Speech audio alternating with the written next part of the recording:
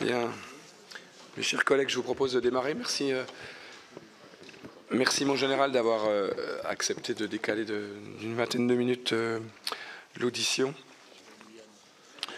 Mon général, nous sommes évidemment très heureux de vous accueillir aujourd'hui pour ce qui est votre deuxième audition devant notre commission. Vous avez, au début de cette année, tenu des propos très forts dans une lettre adressée à vos plus hauts commandants, soulignant le durcissement de notre environnement. Vous estimiez que la possibilité d'un conflit armé et d'une agression du sanctuaire national doit être sérieusement envisagée. Par conséquent, écriviez-vous, la gendarmerie a le devoir de se préparer pour tenir sa place. La militarité de la gendarmerie, notion que vous mettez régulièrement en avant, retrouve ainsi sa pleine pertinence au regard des nouvelles menaces. Je vous inviterai donc à nous indiquer comment concrètement ce constat oriente votre action à la tête de la gendarmerie et comment il se reflète dans le budget du programme 152. Je vous demanderai également de revenir, si vous le voulez bien, sur la notion de défense opérationnelle du territoire, dont la gendarmerie est partie prenante avec nos forces armées. Quelle est sa pertinence et devons-nous l'adapter au nouveau contexte stratégique? Une priorité identifiée par vous dès votre prise de fonction, l'immobilier, qui, à travers le logement en caserne, est justement le fondement de la condition militaire du gendarme. Celles et ceux d'entre nous qui ont eu l'occasion d'être maires, et ils sont nombreux, qui ont eu l'occasion de construire des gendarmeries, il y en a quelques-uns dont je suis, mesurent évidemment comment cette notion immobilière est une capacité à attirer et à conserver les gendarmes. Et donc c'est un point évidemment particulièrement important. Plusieurs années de sous-investissement ont engendré une dette grise d'environ 2 milliards d'euros qui se traduit par un délabrement notable du parc, mais aussi par le poids budgétaire croissant du locatif amorcé l'an dernier. Et le redressement se poursuit cette année avec pas moins de 352 millions de crédits de paiement. Nous retiendrons également la reprise du déploiement de 239 nouvelles brigades mises en pause en 2025, les 25 millions supplémentaires pour la réserve opérationnelle après la coupe sévère de l'an dernier et la refonte de la grille indiciaire des officiers attendue pour la fin de l'année. Mais malgré ces satisfactions et une progression globale du budget de la gendarmerie dans le contexte budgétaire que nous connaissons, le sentiment demeure que la réalisation de la LOPMI a été percutée par les priorités plus immédiates que sont les Jeux Olympiques et la crise en Nouvelle-Calédonie et à Mayotte. Comment, dans ces conditions, la gendarmerie pourra-t-elle tenir sa place, selon vos propres mots, face à la multiplication des défis qui l'attendent? Donc, sans plus attendre, et compte tenu de mon incapacité à aller beaucoup plus loin en termes de voix, je vous cède la parole. Après avoir exposé mon exposé liminaire, les rapporteurs pour avis du 152, Philippe Paul et Jérôme Darras, vous poseront leurs questions, et puis je donnerai la parole à nos commissaires, et je vous quitterai un peu plus tôt, et je m'en excuse par avance. En général, vous avez la parole. Monsieur le Président, Mesdames et Messieurs les vice-présidents, Mesdames et Messieurs les rapporteurs pour avis, Mesdames et Messieurs les sénateurs, j'ai l'honneur de me présenter aujourd'hui devant vous pour la seconde fois, accompagné de Monsieur François Desmadrilles, directeur des soutiens et finances de la Direction générale de la gendarmerie, et du colonel Ronan Lelong, qui est le chef du bureau de la synthèse budgétaire. Je souhaite, pour commencer cette séance, peut-être lancer un petit film, comme l'année dernière, pour mettre un petit peu, on va dire, dans l'ambiance de notre maison. L'arrivée de la brigade mobile sur le territoire de Montaré a été un soulagement.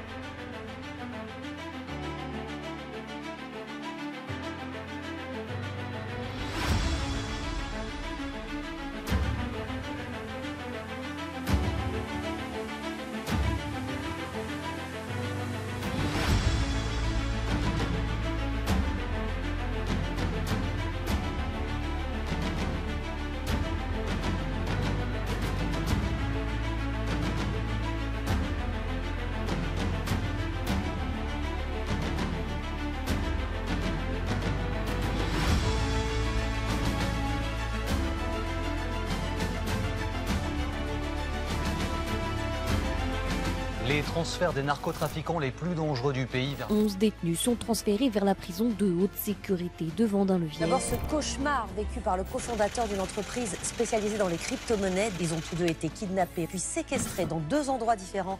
Ils ont finalement été délivrés par les gendarmes. 2 assauts menés par le GIGN ont permis d'éviter le pire. 10 personnes ont été interpellées.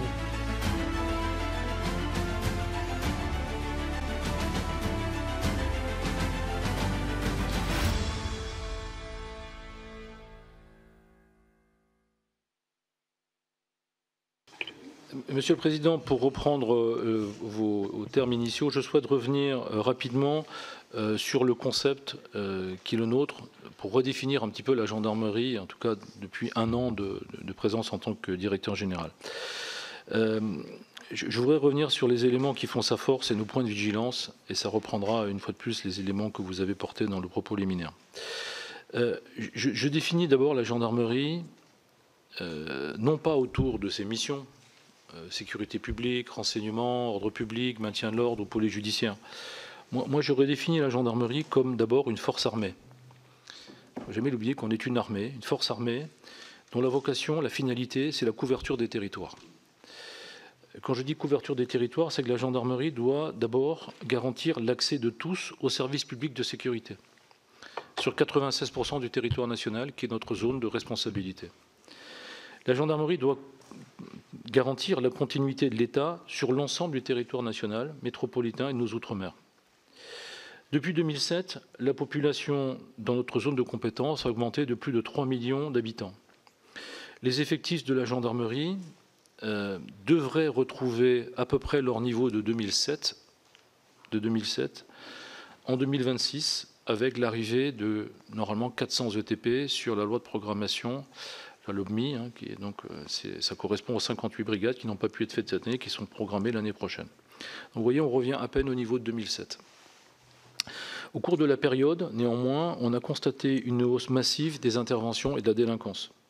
Sur 10 ans, c'est plus 25% d'augmentation de la délinquance générale dans notre zone de compétence, plus 25%.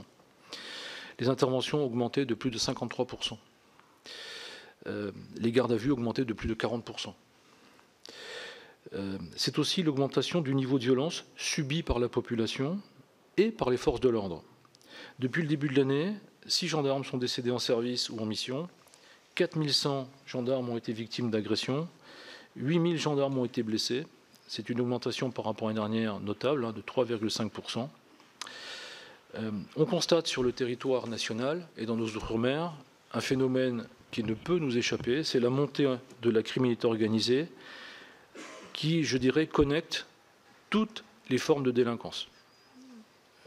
Je dis souvent qu'il n'y a pas de narcotrafic s'il n'y a pas de point de deal. Il n'y a pas de narcotrafic si vous n'avez pas de Uber Sheet. Vous n'avez pas de gangs organisés criminels de l'Est itinérants, comme les Vaury et Vezakone, si vous n'avez pas des phénomènes de cambriolage au niveau local. Donc on a une espèce de verticalité dans la délinquance entre le niveau de base et la grande criminalité.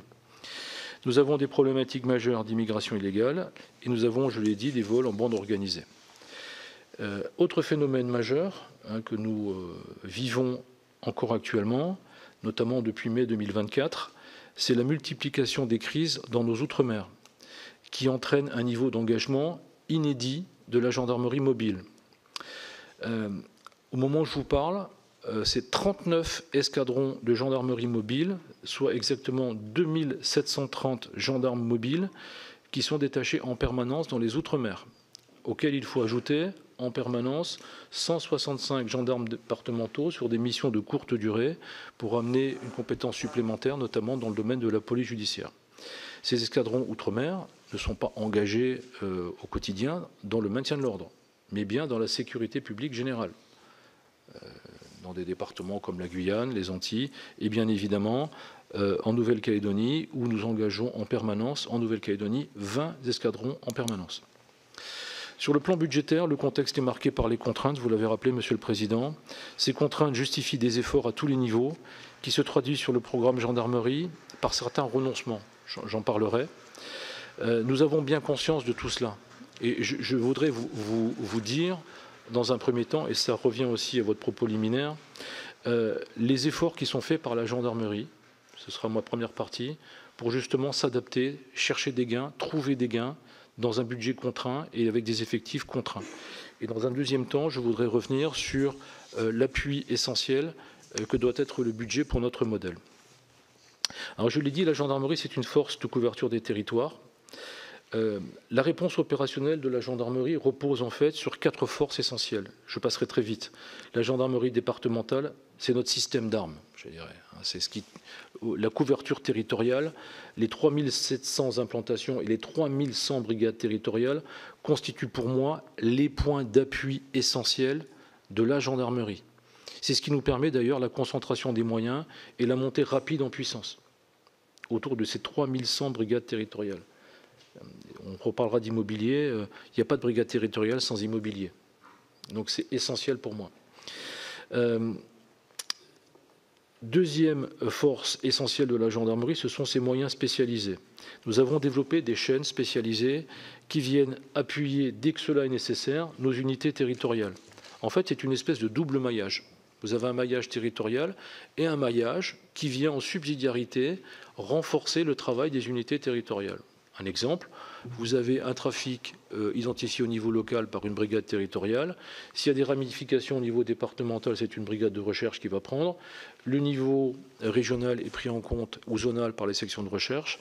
Et aujourd'hui, on a augmenté, on a exaucé en quelque part le niveau avec un niveau national dont je reparlerai, qui est l'unité nationale de police judiciaire qui vient d'être créée, fameuse UNPJ.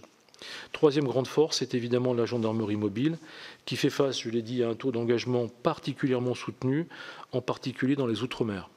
Pour être à l'équilibre, quand je parle d'équilibre, c'est la nécessité de faire, entre guillemets, souffler les forces, un taux d'indisponibilité, de repos, de permission, mais aussi la nécessité de maintenir en condition opérationnelle les forces par un entraînement.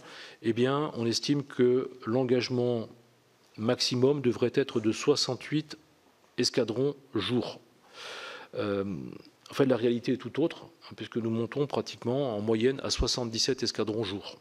Vous voyez la pression qui existe aujourd'hui sur nos escadrons. Et une quatrième force, qui est pour moi essentielle, c'est la réserve opérationnelle.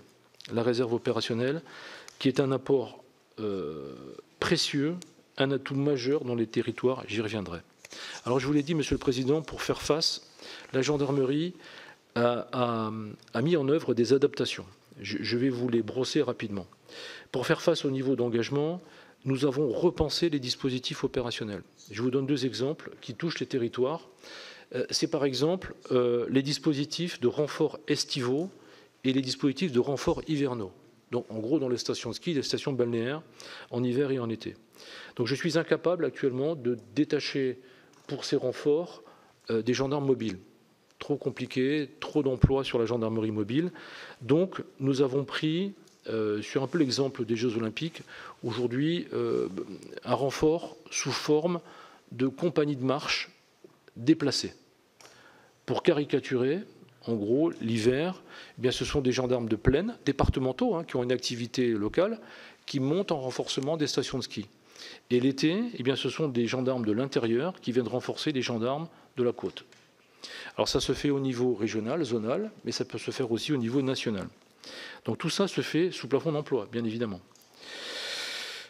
J'ai aussi pris le parti, puisque la gendarmerie, c'est une force de couverture territoriale, notre finalité, c'est d'abord le contrôle des flux, la surveillance et le contrôle sur le ruban routier, mais pas que.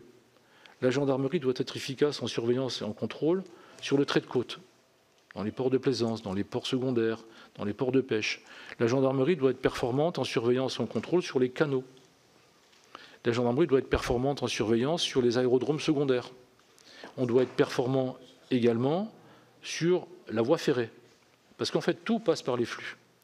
Donc pour faire ça aujourd'hui, sous plafond d'effectifs, eh bien, j'ai décidé de transformer nos escadrons départementaux de sécurité routière qui ont été dissous. Et on a recréé en lieu et place, à compter du 1er octobre de cette année, les escadrons départementaux de contrôle des flux. C'est-à-dire que ces unités gardent un cœur de métier qui est la sécurité routière, mais on exauce les compétences des gendarmes.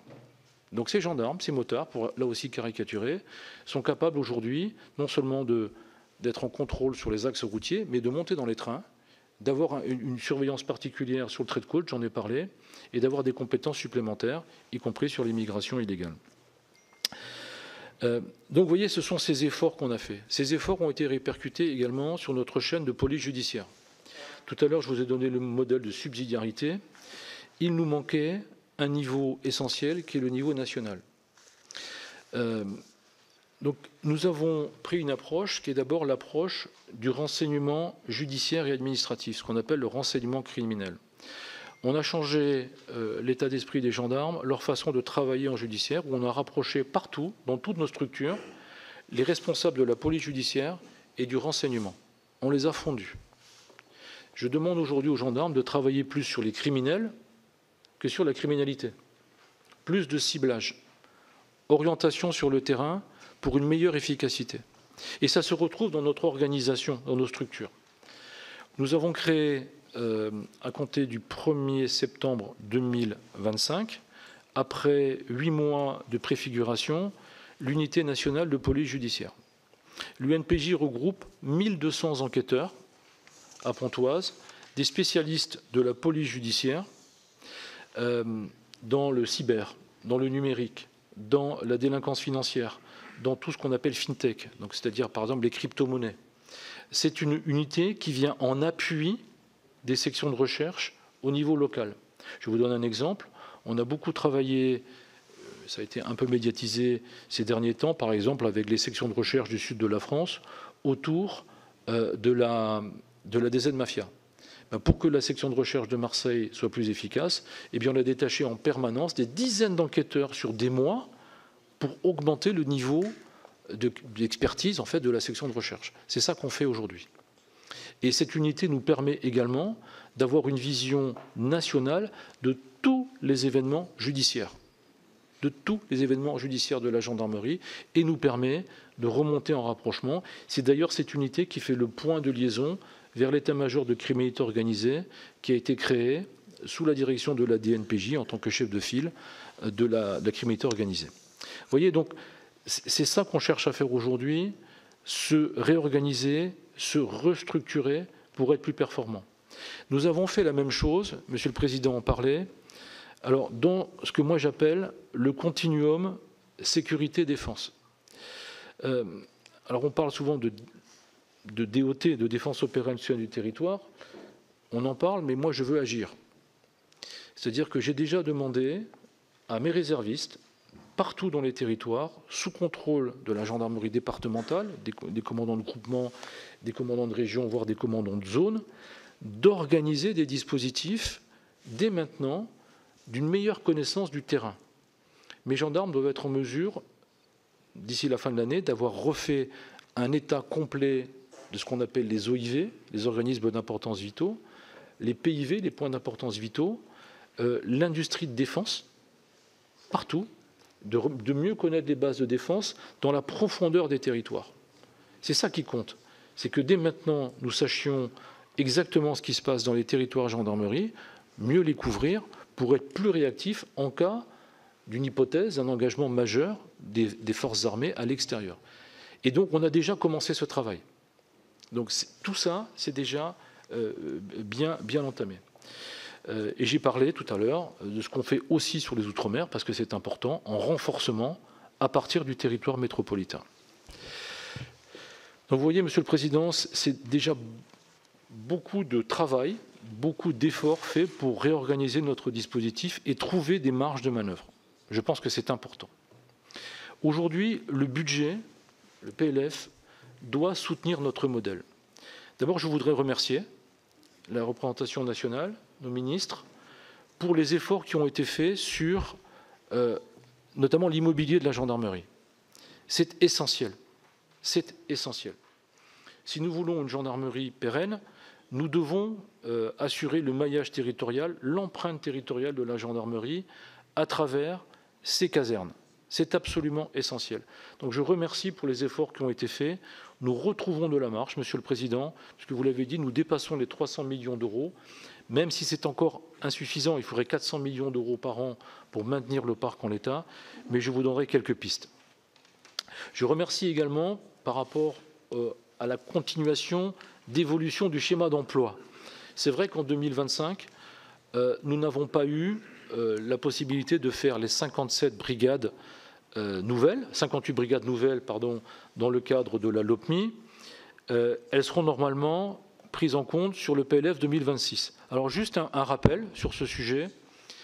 Le schéma, la LOPMI prévoit en fait la création exactement de 236 brigades. On parle du plan 200 brigades, mais c'est 236 brigades. 80 d'entre elles, 80 brigades territoriales, ont été créées en 2024, ce qui représente un abondement de 595 ETP. En 2025, 0. En 2026, le schéma d'emploi est prévu à 400 ETP. Il nous faudrait exactement 464 ETP pour faire les 58 brigades supplémentaires. Nous aurons 400 ETP, donc on régularisera par la suite. Il nous resterait à faire, donc, entre 2024 et 2026, ça représente 2395 ETP, avec les 58 brigades, soit 70% du schéma d'emploi prévu dans la LOPMI. Donc ça veut dire que si l'année prochaine on fait ces 56 brigades, il manquera encore par rapport à la LOPMI 1145 ETP pour faire la totalité des 239 brigades. Voilà, je tenais à rappeler ces chiffres qui sont les chiffres actualisés. Alors, ces 400 ETP, ce schéma d'emploi ne porte pas totalement le rattrapage des effectifs prévus initialement en 2025. Il manque 64 effectifs et ne comble pas nos besoins, notamment par rapport à la hausse de la démographie, particulièrement dans nos outre-mer. Depuis 2007, pour le site très précis, le ratio gendarmes-population pour 1000 habitants était en 2007 de 3,2 gendarmes pour 1000 habitants. Au moment où je vous parle, il est de 2,9. Donc ça montre bien l'augmentation de la population, malgré un effectif qui revient à peu près aux normes d'avant 2009. L'enveloppe prévue pour la réserve opérationnelle, qui nous aide au quotidien, là aussi, doit augmenter de près d'un tiers. Nous avions 70 millions d'euros sur le PLF 2025. Il est prévu de la porter à 100 millions d'euros sur le PLF 2026. C'est une absolue nécessité. Je rappelle les chiffres prévus dans le cadre de la LOPMI. C'est 50 000 réservistes. Aujourd'hui, nous disposons au sein de la gendarmerie de près de 39 000 réservistes. Et je pourrais en faire plus. Je pourrais en faire plus. C'est-à-dire qu'aujourd'hui, toutes nos préparations militaires gendarmerie sont pleines.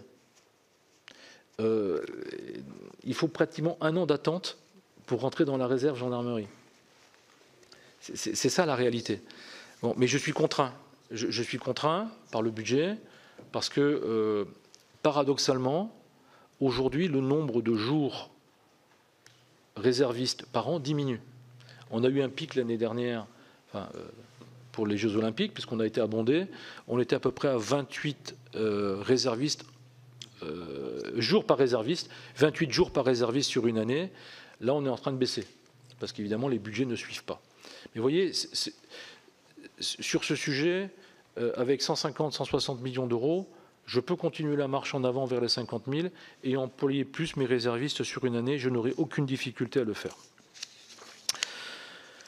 Hors titre 2, le projet de budget de exactement 1 939 000 € en CP porte sur une évolution de seulement 33 millions d'euros en arbitrage en faveur de l'investissement. Plus 33 millions. Alors, sur l'investissement, je crois qu'il faut revenir tout d'abord sur le parc immobilier. Et une fois de plus, je remercie la représentation nationale pour avoir fait cet effort. Je l'ai dit, c'est le socle de notre système d'armes. Il a souffert, vous l'avez rappelé, Monsieur le Président, d'un sous-investissement chronique. Avec votre soutien, nous avons obtenu pour 2025 des crédits favorables pour financer des travaux impératifs et urgents, ne serait-ce que pour la qualité de vie des familles, mais aussi sur ce qu'on appelle les LST, les locaux de services techniques, pour mieux accueillir nos concitoyens. Je pense notamment aux salles de garde à vue, je pense notamment aux locaux dédiés aux problématiques de l'enfance, aux femmes battues, etc. Cette dette grise avait été partagée d'ailleurs dans le cadre du rapport du sénateur Belin, c'est vrai autour de 2 milliards d'euros pour être précis. La trajectoire immobilière en T5 immobilier augmente. 595 millions d'euros, 352 vous l'avez en 2025, 352 vous l'avez rappelé pour 2026, et on irait sur 400 millions pour 2027. Notre schéma directeur immobilier vise à redonner, je l'ai dit, aux familles, aux gendarmes, la vision d'une politique immobilière ambitieuse. Nous avons lancé, Monsieur le Président, Mesdames et Messieurs les sénateurs, le projet Cap Satori, qui est un partenariat public-privé, pour remettre en condition le plateau de Satori. Ce sont des travaux qui s'élèveront à plus de 600 millions d'euros, qui vont se... On a lancé la consultation des entreprises, 7 ans de travaux et 20 ans d'exploitation avant la dernière tranche. Le retour en immobilier domanial, je pense, est une absolue nécessité. Il faut revenir sur le domanial. Une caserne domaniale coûte 2 fois moins cher en exploitation qu'une caserne locative. C'est la réalité. Or, nous n'avons pas construit de brigade domaniale en gendarmerie depuis 2011. Donc comment faire pour y revenir? L'investissement ne permettra pas d'y revenir totalement. Là, ce n'est pas le domaine de la loi, mais je vous en parle quand même. Nous avons proposé de revoir les décrets qui permettent la construction locative en gendarmerie, les décrets de 93 et de 2016, pour revenir sur un décret un peu différent qui pourrait s'apparenter à une location option d'achat. Il s'agit pour nous de démarcher les collectivités, en particulier les mairies, de trouver un terrain, de construire avec un bailleur, et on produirait un emprunt à taux fixe, par exemple, sur 22 ans. À l'issue, la commune ayant retrouvé ses petits, s'étant même enrichie parfois, à l'issue, eh bien, la brigade reviendrait en domanialité à la gendarmerie. C'est ça qui est intéressant dans ce système, c'est-à-dire qu'au bout des 22 ans, on rachèterait à moindre coût la brigade territoriale. Donc on a lancé ces travaux, le directeur des soutiens et finances pourra vous en redire un mot si vous le souhaitez, mais ça nous permet de revenir quelque part en domanialité. Sur les véhicules, sur les équipements, un point sur ce sujet, c'est un sujet d'attention particulière pour nos brigadiers, pour nos brigades territoriales. Actuellement, j'ai une durée de vie des véhicules en gendarmerie qui est estimée à 8 ans. Les véhicules sont un élément essentiel dans le travail du quotidien. Donc, je devrais normalement renouveler 1/8 du parc chaque année, ce qui correspond à 3700 véhicules. Autre donnée, l'âge moyen du parc en gendarmerie, l'âge moyen du parc est déjà de 7,8 ans. Ça correspond déjà à l'âge de la réforme des véhicules. Donc en gros, je devrais réformer tous mes véhicules, déjà. Entre 2023, 2024, 2025 et 2026, normalement, je devrais remplacer, renouveler 15 000 véhicules. La somme des véhicules renouvelés sur ces années ne sera que de 5 000 véhicules. Voilà, parce que je n'ai pas les moyens de faire plus. Je n'ai pas aujourd'hui les moyens de faire plus. Donc vous voyez, on peut se retrouver, si on y prend garde, dans 2 ou 3 ans, devant un mur d'investissement sur les véhicules. S'agissant de nos équipements stratégiques de projection, les hélicoptères de la gendarmerie, vous l'avez vu dans le petit film, sont une priorité, une capacité clé à préserver impérativement. Nous sommes engagés dans le renouvellement partiel de la flotte par 10 H160, dont les premiers devraient arriver cette année. Et nous avons obtenu 6 H145, les hélicoptères bleus que vous voyez, notamment pour le secours en montagne. Nous en avons obtenu 6 cette année, dont 2 payés par les Britanniques dans le cadre de Sandhurst. Toutefois, le programme ne peut pas couvrir pour l'instant ce qu'on appelle la tranche complémentaire du programme d'acquisition des nouveaux H145D3. Sans décision d'ici le début 2027, la gendarmerie connaîtra une rupture capacitaire majeure sur sa flotte d'aéronefs, avec un impact particulier notamment dans les Outre-mer. Pour faire court et simple, nous avons toute une tranche d'hélicoptères qui aujourd'hui ont plus de 40 ans. Ce sont des écureuils qu'il faut impérativement renouveler. Et si on ne le fait pas, on aura ce déficit capacitaire majeur avec des choix à réaliser de fermeture de sections aériennes gendarmerie, soit en métropole, soit dans les Outre-mer. J'ai eu de nombreuses questions sur ce sujet. Nous sommes déjà obligés de fermer partiellement certaines sections aériennes gendarmerie par rotation pour garantir le maintien en condition opérationnelle des hélicoptères. C'est déjà une réalité dans les territoires. Sur le volet numérique, 120 millions d'euros en crédit de paiement sont prévus. Ils couvrent 60% du besoin. Ce n'est pas neutre. C'est-à-dire que je pense qu'aujourd'hui, tout n'est pas sujet d'ETP. Ce qui est important, c'est d'avoir quelque part des gendarmes augmentés. Le numérique, le cyber, l'IA doivent le permettre. Mais tous ces programmes ont un coût. On ne fait pas de l'IA sans hébergement, sans structure d'hébergement pour les systèmes d'information. Un programme d'IA coûte de l'argent, forcément. Donc vous voyez, avec 120 millions d'euros, aujourd'hui, là aussi, il me faut faire des choix. J'ai des difficultés à renouveler certains équipements, certains ordinateurs, certains terminaux portables de la gendarmerie, ce qu'on appelle les NEO, seront assez compliqués à rénover cette année. Voilà. Enfin, et pour terminer, la gendarmerie, en tant que force armée, porte des missions spécifiques du niveau militaire. Et là aussi, il nous faut garantir, Monsieur le Président, Mesdames et Messieurs les sénateurs, un niveau d'équipement acceptable pour la gendarmerie. Alors, je ne parlerai pas des moyens technologiques pour renforcer l'action du quotidien, mais ce sont aussi des plans capacitaires que nous devrons prendre en compte pour notamment le renouvellement des équipements, des armes des gendarmes. Je crois que nous sommes aujourd'hui la seule armée encore dotée de FAMAS, des équipements qui ont plus de 40 ans, qui bientôt ne seront plus soutenus. Ils seront plus soutenus parce que plus personne ne saura les entretenir. Donc on va devoir... voilà, il faut qu'on pense au renouvellement complet des FAMAS. Il faut qu'on dote nos unités territoriales de moyens modernes, notamment de vision nocturne, de protection individuelle. J'ai parlé de la violence qui s'exerce, mais c'est aussi dans le cadre de la montée aux puissances potentielles, en tout cas dans le cadre d'un engagement majeur de nos armées sur l'extérieur. Voilà ce que je pouvais vous dire, Monsieur le Président, en propos liminaire, avant de répondre à vos questions. Merci beaucoup, mon général. Je vais passer aux questions des rapporteurs. Et je m'excuse par avance, mais je vais devoir partir dans quelques minutes. Je voudrais juste dire, mais je l'ai répété depuis de nombreuses années à l'ensemble des GGN qui sont présentés à nous, si je peux dire ça comme ça, sur la question de l'immobilier. Quand on a été maire et qu'on voit la difficulté avec laquelle à laquelle on doit faire face pour pouvoir construire une brigade de gendarmerie, je peux vous assurer qu'il n'y a pas qu'une problématique liée à la norme ou autre, il y a un vrai sujet aussi du cahier des charges de la gendarmerie.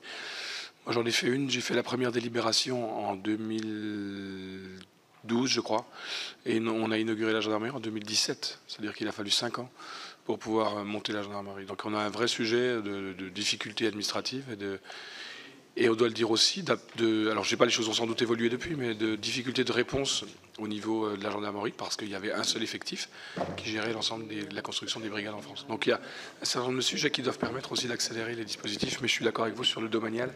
Il y a un gros effort à faire, et vous l'expliquerez peut-être, mais j'imagine que vous passez par du BEA, enfin, on en parlera. Je passe la parole au rapporteur, et je commence par Philippe Paul pour le rapporteur pour avis pour le P152. Merci, Monsieur le Président. Bien, mon général, merci pour votre présentation toujours très complète, voire ultra complète. Donc, vous avez déjà répondu aux questions que j'allais vous poser.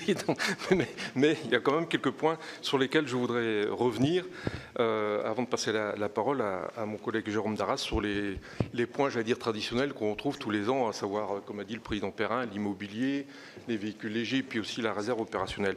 Juste quelques points d'abord en lien avec un lieu clé pour nos institutions qui s'appelle Bercy. Vous avez évoqué les brigades nouvelles. Pour cette année, il n'y a pas eu de création d'emplois, donc tout est décalé sur l'année prochaine. Donc on perd un an parce que l'année prochaine ne sera pas cette année plus l'année prochaine. Il y a eu une brigade nouvelle dans un département que vous connaissez bien, que nous connaissons bien tous les deux.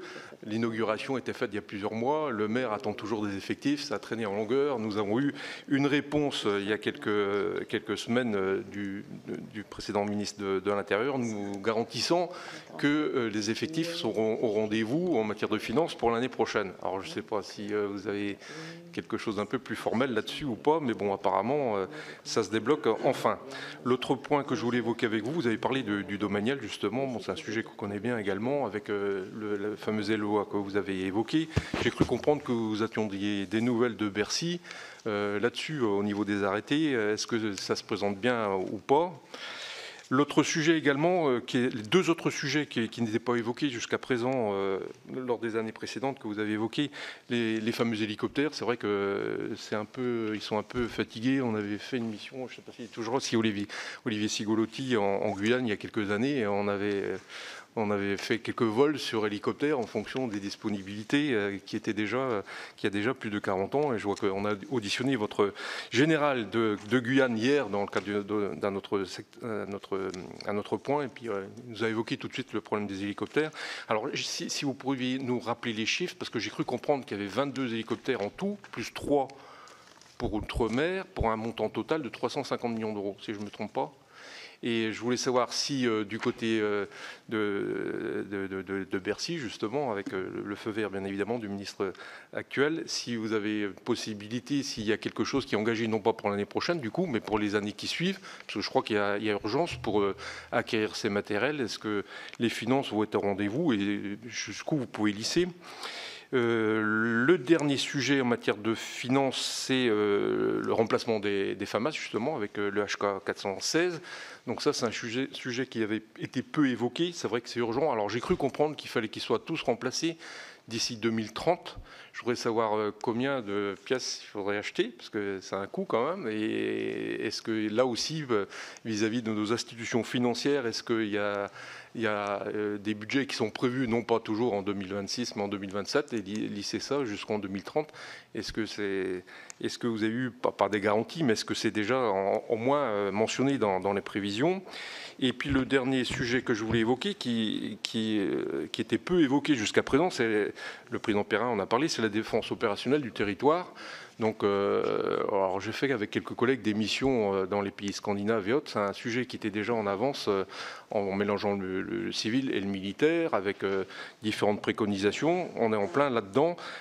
J'avoue que pour certaines personnes, c'est un peu anxiogène. Donc, si vous pouvez nous dire de quand passe la commande et qu'est-ce que vous avez exactement, parce qu'il faudra peut-être se pencher un peu là-dessus aussi. Dans les pays scandinaves, ils appellent ça la défense totale.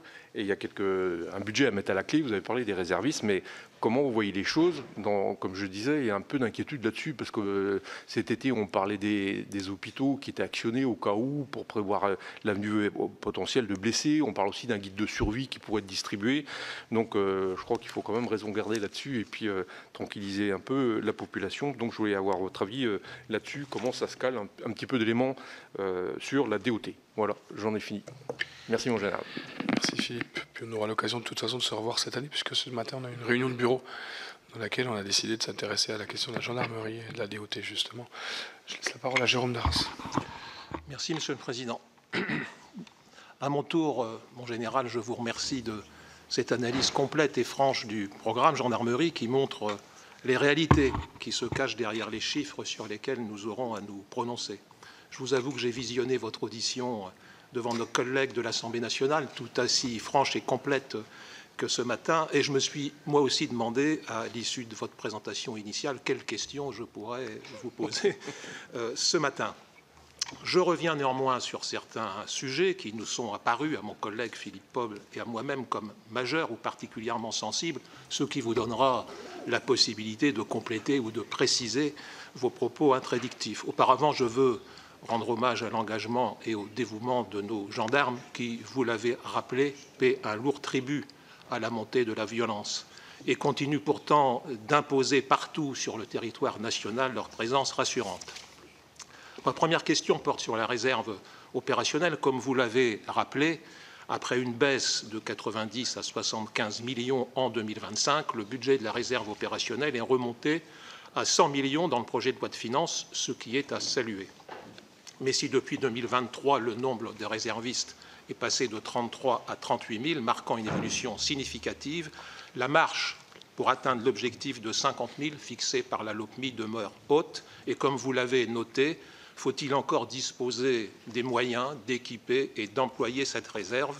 Pensez-vous être en mesure de mobiliser nos réservistes à l'avenir plus de 20 jours par an, ce qui est, selon vos propos, le seuil minimal requis? Pour le schéma d'emploi comme pour la réserve, après une année blanche en 2025, nous reprenons dans le PLF 2026 la trajectoire de la LOPMI avec 400 recrutements, mais le déficit de 2025 demeure et avec les 58 brigades déployées en 2026, il en manque encore une centaine, laissant apparaître comme difficilement atteignable au terme prévu l'objectif des 239 brigades annoncées. Les implantations se poursuivront-elles néanmoins jusqu'à atteindre l'objectif? Et craignez-vous une démotivation des communes qui ont engagé des projets immobiliers pour l'accueil de brigades? Je sais qu'un certain nombre de collègues sont inquiets sur cette question et le nouveau dispositif de location avec option d'achat leur sera-t-il rapidement proposé? Ma deuxième question porte sur l'outre-mer. Comme vous le savez, nous accordons cette année dans notre rapport une attention particulière à l'outre-mer, car la dimension ultramarine de l'action de la gendarmerie, qui constitue l'essentiel de nos forces de sécurité intérieure dans ces territoires, est très spécifique, comme l'ont démontré les événements auxquels nos gendarmes ont été confrontés.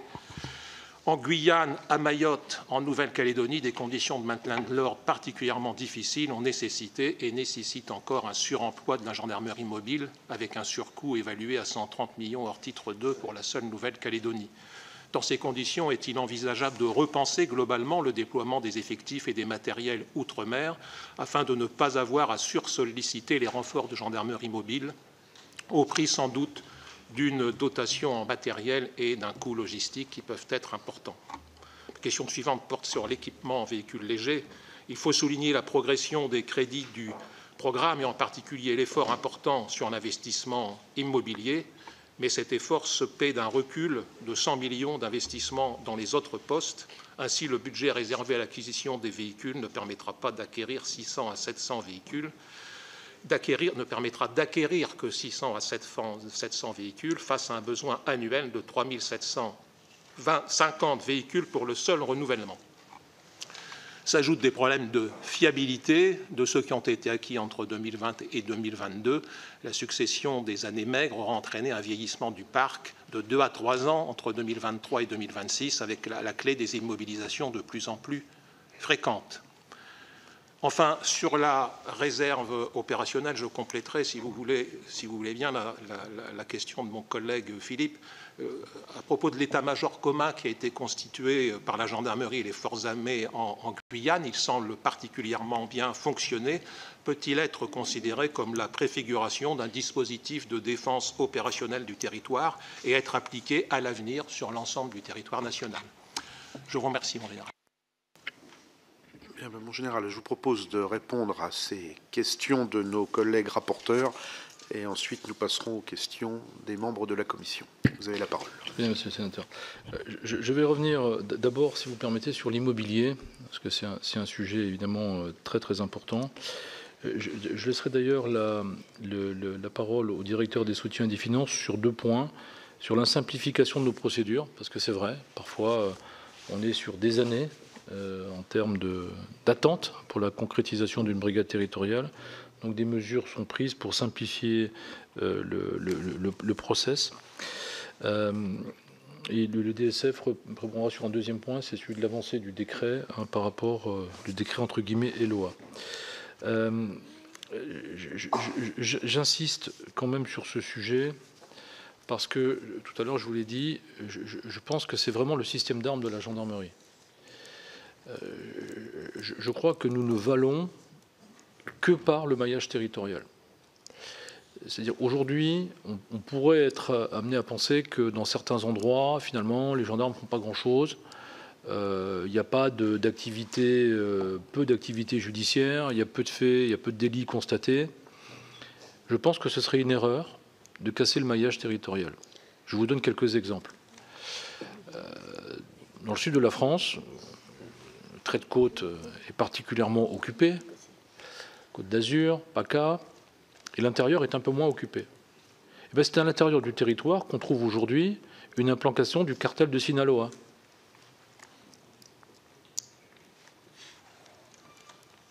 C'est l'exemple parfait d'une installation dans des endroits reculés. Et si les gendarmes ne sont pas au contact, si on n'a pas de remontée, on ne voit pas ce qui se passe. Aujourd'hui, je l'ai dit, je pense que la gendarmerie nationale doit être la force qui surveille et contrôle sur l'ensemble des territoires les flux. Tout passe par les flux. Tous les trafics passent par les flux. Trafic d'êtres humains, trafic d'armes, trafic de stupéfiants. On emprunte des flux. Et je pense qu'aujourd'hui, notre action est améliorable, grandement. Grandement. J'ai quelques réflexions sur le sujet que je peux partager. Vous voyez, par exemple, les gendarmes, je leur demande beaucoup d'efforts, au-delà de ce qu'ils font au quotidien dans les unités. Ils sont déjà très chargés sur la police judiciaire, sur les violences intrafamiliales. Mais je demande aujourd'hui à orienter l'action de présence de voie publique sur des objectifs précis, de contrôle. Regardez ce qui se passe dans les territoires, ramener du renseignement à vocation criminelle. Il y a des constructions qui se font sur le territoire national, parfois dans des conditions particulières. Qui est derrière? Pourquoi? Qu'est-ce qui se passe sur le terrain? On contrôle mieux les aérodromes secondaires, qui sont des endroits névralgiques, sur lesquels on peut avoir de l'arrivée massive de produits. Ça a été le cas il y a 1 an et demi dans un aérodrome secondaire, où parce qu'un avion se trompe de route et est contrôlé, on fait 2 millions de cachets d'ecstasy dans un avion de tourisme. Ce qu'il faut aujourd'hui, véritablement, je pense, c'est avoir la conscience qu'on ne peut pas aller plus loin dans la réorganisation territoriale de nos forces. On pourrait avoir tendance à dire, aujourd'hui, puisqu'il y a des endroits où il y a moins d'activité, il faut redéployer ces unités, notamment dans les Outre-mer. La bascule de force, elle est toujours possible, mais elle se ferait au détriment du contrôle du territoire national, de la profondeur des territoires. Je pense qu'il faut avoir ça en tête. Donc vous parliez tout à l'heure, avant de revenir sur l'immobilier, vous parliez tout à l'heure de la nécessité de renforcer les Outre-mer. Oui, je suis d'accord. Mais à mon sens, ça ne pourra pas se faire sans ETP supplémentaire. Je ne pense pas. Mais il faut voir la réalité des Outre-mer que vous connaissez. Saint-Laurent-du-Maroni, j'ai connu Saint-Laurent il y a 20 ans, il y avait entre 15 000 et 20 000 personnes. Aujourd'hui, à Saint-Laurent-du-Maroni, on parle de 80 000 à 100 000 personnes. Et les effectifs gendarmerie, on peut évoluer. Voyez, donc c'est ça, il y a une nécessité autour de ça. Et juste pour terminer sur ce point, avant de laisser la parole sur l'immobilier, je pense une fois de plus que tout n'est pas affaire de TP. Il faut donner les moyens aux gendarmes d'être plus performants. La technologie, la technique, je pense à l'IA, je pense, vous voyez, le contrôle des territoires, il se fait par des gendarmes présents au quotidien, mais ils doivent se faire par des outils supplémentaires. On a lancé le STCL, le système de traitement de contrôle l'API, qui est officiel. On peut faire des hits au niveau gendarmerie, police et douane. Je pense que c'est un système qui doit être augmenté. On doit pouvoir aujourd'hui, grâce au LAPI, mieux cerner ce qui se passe sur nos axes routiers. Le contrôle, avec de l'IA derrière, pour détecter des mouvements anormaux. Par exemple, des remontées de produits stupéfiants sur les autoroutes, etc. Vous voyez, donc c'est ça aujourd'hui l'axe d'effort de la gendarmerie, d'augmenter les capacités du gendarme grâce à la technologie et à l'IA. Je laisse la parole au directeur des soutiens et finances sur l'immobilier. Oui. Juste pour revenir, donc effectivement sur la construction de brigades, on constate aujourd'hui qu'entre le moment où on décide la construction et l'inauguration, on est à peu près sur 5 à 6 ans de délai. Donc là-dessus, effectivement, il y a une partie qui est incompressible, qui est la construction de la caserne elle-même, et ça fait 2 ans sur ce délai-là. Et donc il reste une phase administrative qui fait quand même entre 3 et 4 ans qui pourrait être simplifiée. Donc on avait regardé il y a 1 an à peu près comment simplifier ce processus en revoyant les délégations de signature, qui décidait quoi, dans quel ordre on faisait les opérations. Et on a gagné à peu près 9 à 12 mois sur ces phases-là, ce qui est toujours appréciable comme délai. L'un des points qui reste par contre, c'est la question du financement avec les collectivités locales, parce qu'on se rend compte que le décret de 93 et de 2016 bloque souvent, notamment depuis la hausse d'inflation qu'on a connue en 2022, où on n'arrive pas à boucler les financements et ça retarde beaucoup les projets. C'est pourquoi justement on est en train de revoir les décrets, comme l'a évoqué le directeur général. L'un des avantages aussi de ce décret LOA, au-delà du retour en domanialité, c'est qu'on envisage de changer de logique. À la place d'avoir un plafond qui s'applique à tous les projets de construction de manière indifférenciée, c'est de passer avec ce qui avait émergé dans le cadre des auditions du sénateur Belin l'an dernier, un principe qu'on pourrait appeler redevance transparente, c'est-à-dire qu'on discute avec les collectivités locales sur la réalité de leurs coûts, on compense ces coûts-là avec les frais de gestion correspondants, ça nous donne un peu le reste à payer quand on voudra acquérir la caserne, et donc on dit... On sait qu'on a quelque chose qui est équilibré puisque les collectivités nous ouvrent un peu leur compte, entre guillemets, et en échange, on leur paye le juste prix. Donc ça permettra de lever tous ces blocages qui aujourd'hui rajoutent des délais quand on veut construire des brigades. Donc aujourd'hui, ce décret, il a fait l'objet de pas mal de consultations. Il en reste encore quelques-unes à faire, mais on espère pouvoir présenter le projet au début d'année prochaine et donc le voir entrer en œuvre quelque part avant l'été 2026. Donc on touche du bois, mais les premiers retours sont assez intéressants parce que, encore une fois, les collectivités locales sont plutôt gagnantes parce qu'elles ont plus ce sujet de est-ce que le plafond suffira à couvrir mes frais ou pas, parce qu'on paiera le juste prix. Pour l'État, il y a un retour en domanialité qui va diviser le coût de façon assez intéressante à terme, c'est-à-dire une fois qu'on sera au retour en domanialité. Et le process devrait être accéléré de façon assez substantielle. Donc, normalement, on ne devrait pas avoir trop d'opposition. Il nous reste à convaincre Bercy, mais on a bon espoir d'y arriver. Donc, voilà, on a bon espoir que l'année prochaine, quand on se reverra, le décret sera en place. Pardon. Le rapporteur souhaiterait... Non, excusez-moi, est-ce qu'on peut, c'est pour rassurer les collègues, là où il y a des projets qui étaient prévus en locatif et qui étaient en attente de financement, est-ce qu'on peut considérer que dès que le système sera acté, il pourra leur être proposé et que donc les projets repartiront?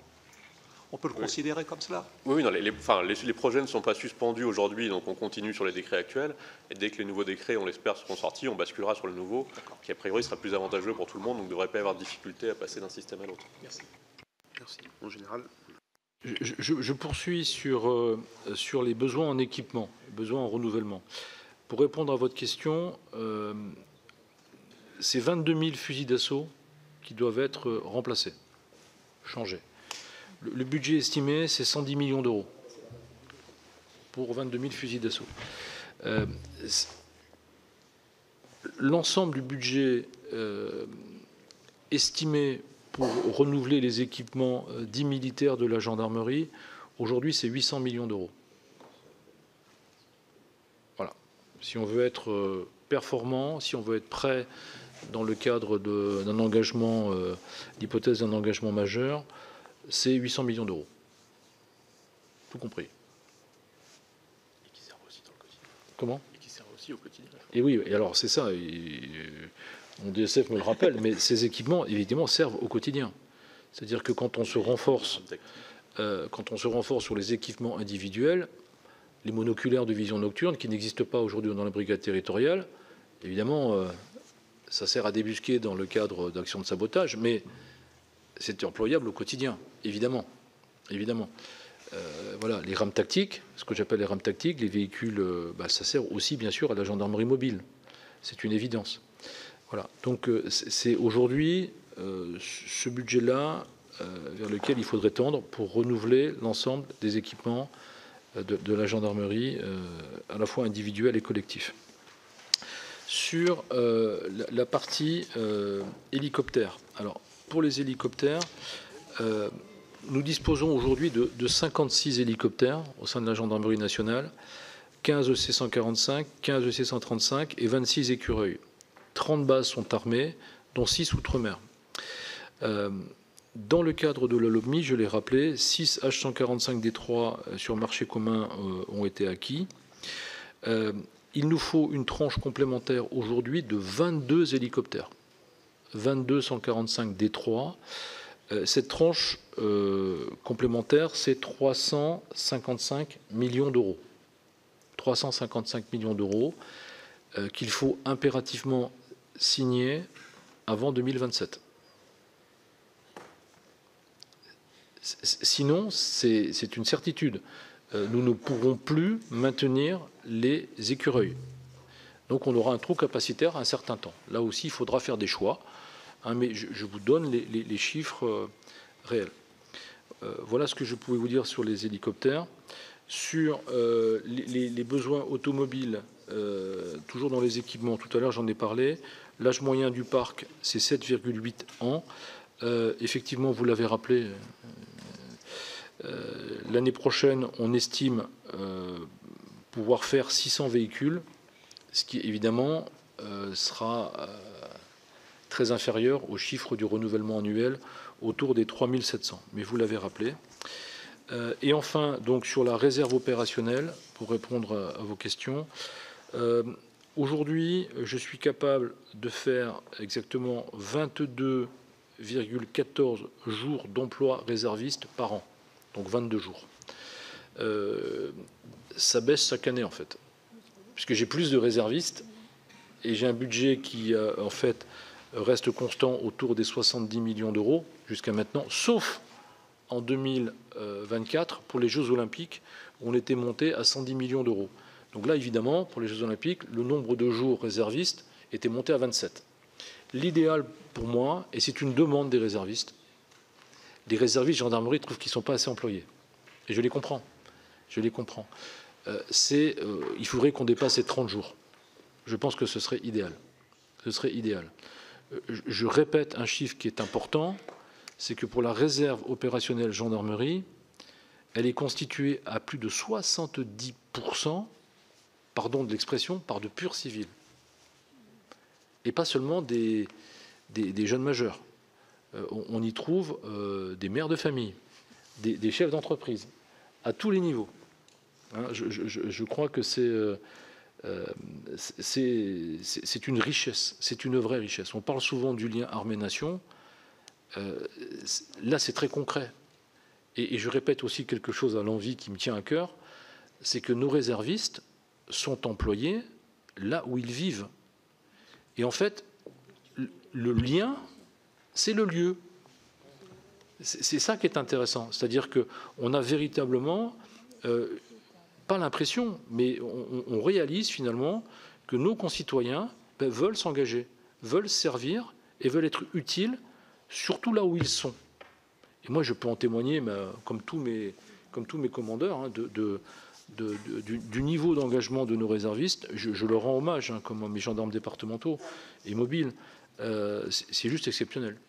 Donc, on devrait faire plus, ne serait-ce que pour eux. Voilà. Et je crois que j'ai fait le tour. Non, pardon, sur l'idée de la DOT, justement.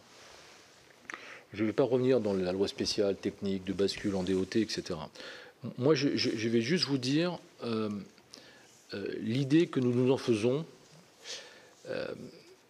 notamment par rapport aux armées. Comment ça s'organise entre la gendarmerie et les armées. Ce que je vois aujourd'hui, c'est que souvent les armées nous appuient. On ne peut pas être performant en Nouvelle-Calédonie, on ne peut pas être performant à Mayotte, si on n'a pas un pont aérien mis en place par l'armée de l'air. Exceptionnel. Exceptionnel. On n'est pas performant en Guyane, et j'y reviendrai tout à l'heure, c'est une question sur la Guyane, si on n'a pas l'appui des armées pour nous faire progresser en forêt, pour aller casser des sites d'orpaillage. Donc on est beaucoup, aujourd'hui, les armées viennent beaucoup en appui des forces de sécurité intérieure. On l'a vu pour les Jeux Olympiques, on l'a vu pour le 80e anniversaire du débarquement. Dans le cas de l'hypothèse d'un engagement majeur, je pense que ce sera juste l'inverse. Je pense que c'est au FSI, c'est la gendarmerie en particulier, d'appuyer les armées sur la couverture territoriale, sur ce que j'ai dit, la protection de la base industrielle de défense, sur la protection des bases de défense en elles-mêmes. C'est ça qui me paraît important. Si nous avons un engagement majeur à l'Est, par exemple, je pense que ça ne se passera pas sans agitation sur le territoire national. Je pense que nous pourrons avoir l'action de proxy, des actions de sabotage, mais aussi des manifestations. Je ne suis pas sûr que tous nos concitoyens soient favorables à ce type d'engagement, par exemple. Donc je pense qu'on pourra avoir de l'agitation. Avant même un engagement, si la France est nation haute, si on fait transiter par la France des matériels sensibles dans le cadre d'un engagement, il faut couvrir les territoires avec des moyens. Et ça, c'est le rôle, je pense, de la gendarmerie nationale. Donc, vous voyez, dans la phase de montée en puissance, je pense que notre gendarmerie, les forces de sécurité intérieure, peuvent être impactées dès le départ. Dès le départ. Sans attendre forcément l'engagement en tant que tel, je pense qu'on aura des manifestations. Je pense qu'on aura des actions, des retours en sécurité intérieure sur le territoire national. Donc c'est, je pense, à cette hypothèse à laquelle nous devons nous préparer. Voilà, c'est la vision que, en tout cas, que nous essayons de faire partager. Voilà. Et dernier point, sur la Guyane, oui, c'est un état-major conjoint, alors qui ne nous permet pas de... Ce n'est pas forcément une préfiguration de la DOT. L'état-major conjoint en Guyane vient dans le cadre de l'opération Harpie. Je l'ai visité, c'est remarquable. C'est remarquable, c'est-à-dire que les gendarmes sont totalement intégrés dans un état-major otanien, dirigé par le COMSUP, et énormément de bureaux sont pris par les gendarmes, notamment sur les aspects renseignement. Donc, connaissance des territoires, renseignement criminel, et cet état-major permet aujourd'hui d'orienter les actions contre l'orpaillage de façon inégalée. Je crois que 85% de toutes les missions programmées font un hit sur le terrain. Parce qu'on échange, parce qu'on voit la répartition territoriale, on fait du renseignement criminel. Donc c'est un vrai plus.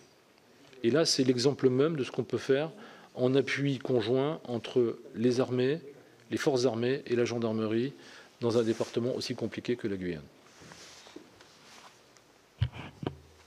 Merci, mon général. Je vous propose que nous prenions maintenant les questions des membres de la commission. On va faire deux séries, 4 premières questions. La première, c'est Olivier Cigolotti.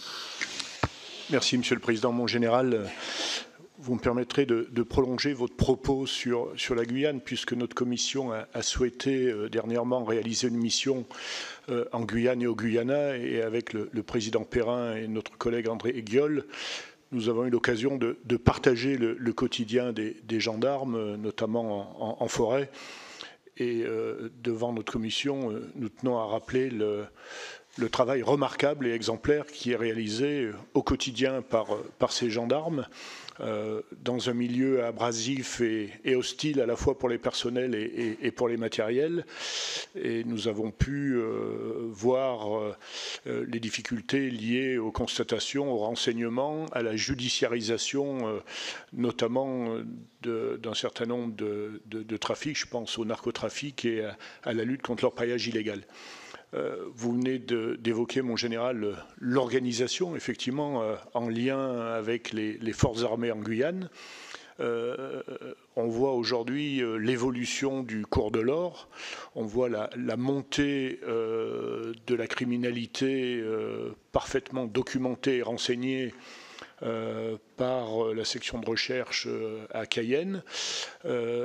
Est-ce que vous ne pensez pas qu'il est peut-être opportun de revoir le dispositif Harpie, comme il a été revu après Harpie 1, parce qu'on sent aujourd'hui qu'un certain nombre de compétiteurs, et notamment la Chine pour ne pas les citer, pillent nos ressources naturelles dans ce département dont la superficie est équivalente au Portugal, et que notre dispositif, même s'il remplit aujourd'hui pleinement les objectifs qui lui sont fixés, risque d'être rapidement dépassé par l'intérêt marqué effectivement par l'évolution du cours de l'or et le fait que les garimperos puissent être remplacés rapidement par des factions mafieuses et notamment brésiliennes. Philippe Folliot. Merci Monsieur le Président. Mon général, je ne vais pas revenir sur un point que j'avais abordé l'an passé relatif à l'immobilier de la gendarmerie et au regard du décalage qu'il peut y avoir entre les problématiques nationales telles que vous les avez développées et puis des propositions qui peuvent être faites sur le terrain pour faire de telle sorte qu'il puisse y avoir des loyers moins chers et que celles-ci ne puissent pas aboutir. Et c'est assurément dommage.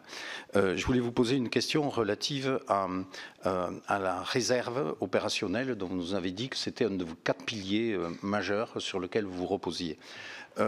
Si mes informations sont exactes, il semblerait que pour la garde républicaine, par exemple à Paris, tous les crédits aient été utilisés sur les 8 ou 9 premiers mois de l'année, et qu'il n'y a plus de capacité d'avoir la possibilité, dont on sait qu'elle est très importante, de la réserve opérationnelle, donc sur la capitale, ne serait-ce que pour des gardes statiques sur bien des sites importants. Par rapport à cela, est-ce que c'est lié à une problématique de programmation ? Certainement, vous allez me dire une faiblesse des crédits, mais en tout état de cause, ça interroge et interpelle par rapport à cet élément. Autre point, en 2009, j'avais fait part d'un certain nombre d'interrogations au regard de l'intégration de la gendarmerie nationale au ministère de l'Intérieur.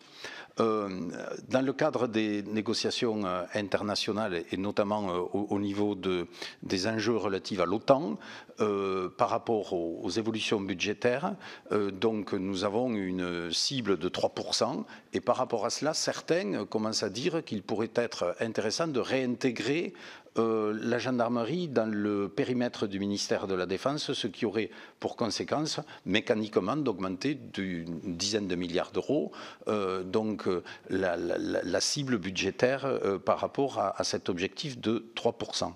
Est-ce que pour vous, sur un plan technique ou opérationnel, si décision politique était prise donc de réintégrer la gendarmerie dans le ministère de la Défense, et sachant que nous sommes tous très attachés au caractère militaire de la gendarmerie que vous avez su préserver malgré ce rattachement au ministère de l'Intérieur, est-ce que ceci est quelque chose qui fait partie des pistes de réflexion que vous pouvez avoir en interne au cas où une décision politique serait prise dans ce cadre-là? Merci.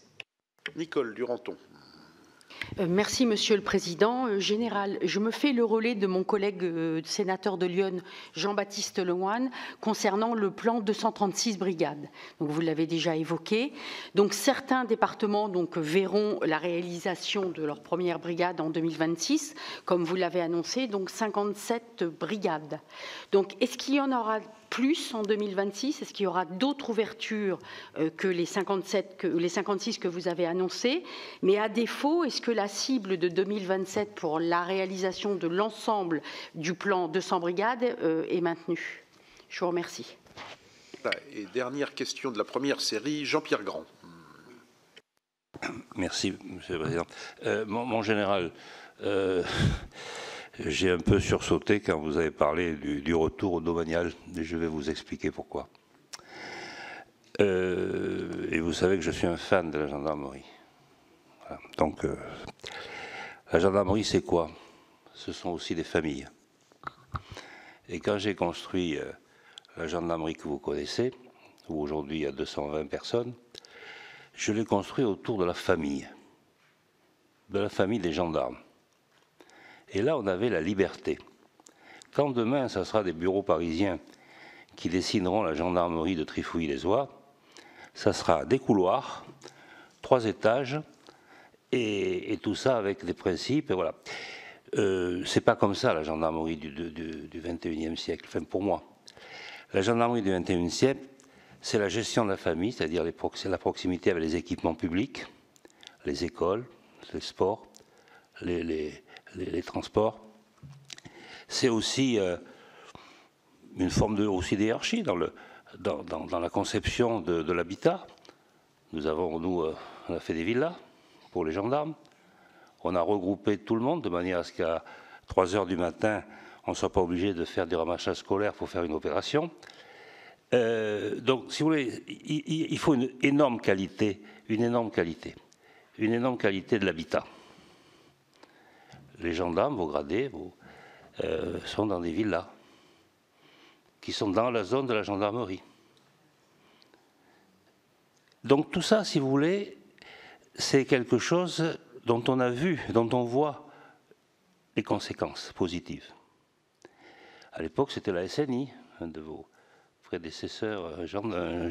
Après, maintenant, c'est CDC Habitat. Alors, ça, moi, j'avoue que je suis extrêmement perplexe sur ce retour, si vous voulez, à l'autrefois. C'est un retour à l'autrefois. La deuxième chose dont je voulais parler, j'entends parler des communes qui mettraient la main à la poche pour construire des brigades. Permettez-moi de vous dire qu'aujourd'hui, au moment où nous allons voter un budget où il n'y aura plus de DETR, etc., ce sera un peu compliqué quand même de leur demander d'intervenir. Et puis, ce n'est pas leur rôle. Moi, je me serais totalement refusé, malgré mes liens avec la gendarmerie, de donner du terrain pour construire une gendarmerie. On n'a pas à faire ça, hein, surtout dans zone urbaine. Nous, on a vendu le terrain. Il a été intégré dans le prix global du projet. Et puis ensuite, bah, écoutez, il y a un management financier, il y a un certain nombre de choses à étudier. Et puis, comme c'est l'État, des deux côtés, côté CDC, côté gendarmerie, bah, écoutez, moi je veux bien tout ce qu'on veut, mais si les loyers sont un peu chers, bah, il faut un peu discuter avec eux. Hein. Voilà. Et puis après, quand vous avez un bâtiment domanial et que vous voulez le faire réparer, vous savez comment ça se passe. Ici, pour changer un robinet, il faut 2 ans. Hein. Alors vous imaginez la gendarmerie. Bon, excusez-moi, monsieur le questeur. Mais, non, je plaisante. Donc, je suis extrêmement perplexe, non pas, si vous voulez, par idéologie, mais par pratique. Et je vous invite, donc, vous imaginez bien que j'allais le faire, à venir visiter ce que nous avons fait et voir avec vos hommes et vos femmes, puisque naturellement la gendarmerie aussi, c'est un merveilleux corps où il y a de multiples personnes, multiples activités. Vous verrez que les 220 gendarmes qui sont dans cette gendarmerie sont extrêmement heureux pour eux, pour leur famille d'y vivre et qui ne s'imaginent pas dans un truc fabriqué par des technos parisiens qui naturellement ne ressembleront plus à la vie du XXIe siècle. Pourquoi? Parce qu'aujourd'hui, on se bat pour les gendarmes. Hein. Il faut, voilà. Alors je ne vais pas aller plus loin. Naturellement, je ne dis aucun mal de votre idée sur le domanial, mais peut-être faudrait-il y réfléchir et revoir ça, parce que, si vous voulez, moi, en tant que praticien de ça, avec le recul qui est le nôtre, oui, bien sûr. Voilà. Alors, je n'y vais pas plus loin, mais vous avez compris que ça me tenait à cœur. Merci. Bon, en général, je vous propose, il y a 4 questions d'y répondre, et il restera une dernière série de 3 questions. 4 questions. Je vais répondre par la dernière. Permettez-moi, monsieur le sénateur, de ne pas être du tout d'accord avec vous. Moi, je suis un homme de terrain. J'ai fait fermer, évacuer totalement des compagnies de gendarmerie, des compagnies entières de gendarmerie sur du locatif. Sur du locatif. Que ce soit au niveau municipal, au niveau conseil départemental. J'ai un sénateur qui le sait particulièrement. Je l'ai fait parce que c'était juste indigne. Je répète, indigne. Et ce n'est pas à la gendarmerie de fixer le taux des loyers, c'est à la DGFiP de le faire. Et c'est le serpent qui se mord la queue, puisque là, pour le coup, la collectivité me demandait d'augmenter 2,5 fois les loyers, ce que je ne pouvais pas faire, puisqu'on nous disait, ben non, il y a un prix de marché. Donc, moi, je ne suis pas d'accord avec vous. C'est-à-dire que quand je regarde le prix des loyers en gendarmerie en 2009, à notre intégration au ministère de l'Intérieur, c'est 300 millions d'euros. L'année dernière, c'est 620 millions d'euros. Le rapport Belin le dit très bien. Dans moins de 10 ans, c'est 1 milliard d'euros. 1 milliard d'euros. Est-ce que notre modèle est supportable sur le locatif? Moi, je n'ai pas l'argent. Et tout ça, je n'ai pas d'équipement, je n'ai pas d'investissement. Donc, je pense que, et ce n'est pas ce que je vous dis là, c'est tout à fait concret, une brigade domaniale coûte 2 fois moins cher qu'une caserne locative. C'est la réalité. Et moi, j'ai ici le techno. Je ne pense pas qu'on construise des prisons pour nos gendarmes en domanial. C'est pas vrai. Je veux dire, on a des normes à respecter, comme pour tous nos concitoyens, des normes d'accueil, des normes pour les familles, des normes pour les personnes à mobilité réduite, que ce soit dans le locatif ou le domanial. Ce sont les mêmes constructions. Donc je ne peux pas aller dans votre sens. Je crois aujourd'hui que tout simplement, le coût du locatif est trop important Et ça menace, je pense que ça menace l'équilibre de la gendarmerie. Et tout simplement, il faut se poser la question de la soutenabilité du modèle. C'est pour ça que je prône un retour vers le domanial. Et les chiffres sont là. Le domanial, je crois que ça revient à peu près à 77 € au mètre carré, quand aujourd'hui les brigades locatives, on dépasse les 160 € au mètre carré. C'est juste la réalité. Et d'ailleurs, je remarque avec les bailleurs, eh bien, c'est une course. Ils construisent, ils nous disent à un moment donné, on arrête la construction parce qu'on n'a plus les fonds, notamment après Covid, parce que le coût des matériaux augmente. Et on a plein de brigades qui sont enquistées sur ces sujets. Voilà. Et enfin, le dernier point, monsieur le sénateur, si vous me permettez, si une collectivité ne veut pas installer une gendarmerie, c'est son choix. S'il n'y a pas de brigade, eh ben on n'y va pas. S'il n'y a pas de terrain, on n'y va pas. C'est juste le choix. Il ne faut pas nous demander l'impossible. Moi, je ne vais pas racheter des terrains pour implanter une gendarmerie. Et donc, aujourd'hui, je pense d'ailleurs que dans un secteur donné, moi, je ne mets pas les gens en concurrence, hein, mais si un maire, parce que notre relation, c'est quand même les maires au quotidien, c'est ce couple que moi je vois entre la brigade et les maires au quotidien. Donc, un maire qui veut une brigade, eh bien, s'il propose un terrain, c'est vers lui qu'on ira. Si on dit que la brigade d'à côté ne peut pas s'installer parce que le maire ne veut pas donner de terrain, eh bien, on va ailleurs. Je pense que c'est juste une question de bon sens. Voilà. Et moi, je vous dis qu'aujourd'hui, vu l'augmentation des coûts des loyers, l'année dernière, je rappelle qu'on a eu des difficultés à payer nos loyers, parce qu'on a fait un choix de porter l'effort sur l'opérationnel. Au passage, je rappelle que notre engagement en Nouvelle-Calédonie, c'est la gendarmerie qui le paye. Hein. C'est 300 millions d'euros sur 2 ans. Donc, à un moment donné, je suis obligé de faire des choix. Et c'est vraiment là-dessus vers quoi je m'oriente. Sur les sujets, pour rebalayer ce qui vient d'être dit, notamment sur les crédits de la réserve opérationnelle, c'est vrai, monsieur le sénateur, aujourd'hui, nous sommes obligés de ne plus convoquer de réservistes parce que les crédits sont épuisés. Ce n'est pas forcément un défaut de planification des crédits, mais étant donné le taux d'emploi de la gendarmerie mobile, j'ai dû faire des choix d'engagement de nos réservistes, notamment cet été, sur des compagnies de marche.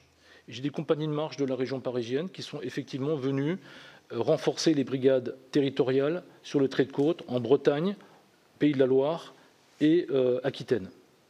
Donc on a fait ce choix. Donc aujourd'hui, on a, c'est vrai, plus de difficultés à convoquer nos réservistes entre le mois d'octobre et la mi-novembre. Ça reprendra par la suite.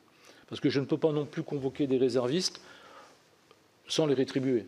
Enfin, en tout cas, en reportant les paiements à plusieurs mois. Ce ne serait pas logique. Donc le commandant de la région Île-de-France, effectivement, a reporté sur quelques semaines l'engagement des réservistes. C'est une réalité.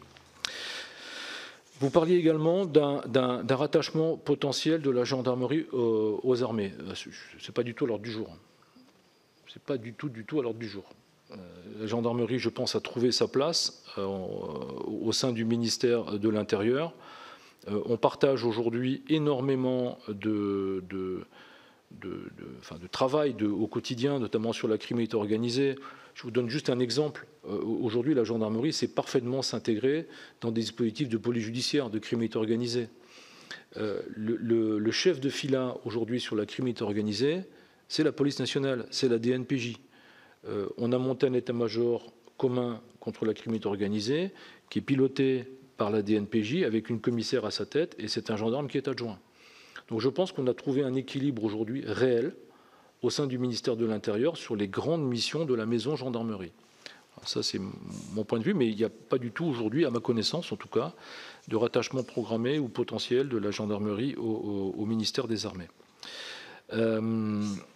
Et puis il y avait une autre question autour de Harpie sur effectivement la montée en puissance des groupes criminels. Je vous rejoins totalement. Je vais vous donner juste à titre d'exemple ce qui a été fait par la section de recherche de Cayenne sur le premier trimestre 2025. Par justement le travail autour du renseignement criminel, la gendarmerie de Guyane a détecté la présence de ce qu'on appelle les factions armées brésiliennes en Guyane. À peu près 500 membres. Alors, vous regarderez aujourd'hui, par exemple, à Rio, vous avez une guerre aujourd'hui à Rio qui est déclenchée entre les factions criminelles armées et la police fédérale.